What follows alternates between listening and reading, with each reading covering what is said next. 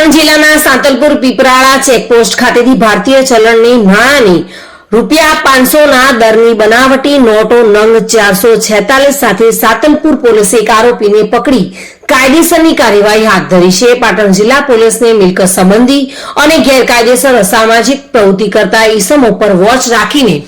અસરકારક કામગીરી કરવા કરેલ સૂચનાના પગલે HD Makwana police sub inspector Santalpur police સ્ટાફના માણસો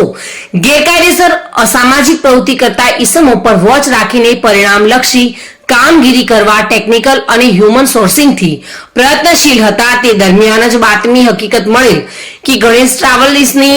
લક્ઝરીમાં એક વ્યક્તિ જે ઈસમ લક્ઝરી બસમાં સિંગલ સીટની લાઇનમાં પ્રથમ સીટની પરના ભાગે સૂતેલો છે, જે બીકા અને રાજસ્થાનથી મોરબી જઈ રહ્યો છે, જેની પાસે ભારતીય નાણાંની બનાવટની ચલણી નોટો છે અને જે લક્ઝરી બસ વહેલી સવારના સાંતલપુર થઈને આડેસર કચ્છ તરફ જનાર છે। ત્યારે આ હકીકતના આધારે પીપરાળા ચેકપોસ્ટ ખાતે પંચોના માણસો સાથે નાકાબંધી કરીને સઘન વાહન ચેકિંગ કરતા બાતની હકીકતવાળો ઈસમ ગણેશ લક્ઝરી બસમાંથી મળી આવતા તેનું નામ ઠામ પૂછતા પોતાનું નામ ગણેશ બિહારી બેકુ જાતે, ઉંમર વર્ષ 24 અને હાલ બીકાનેર રહે છે।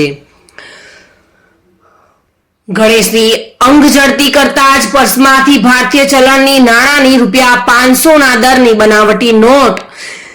મળી આવી હતી અને તેના કપડાના થેલામાંથી આ ચલણની નોટો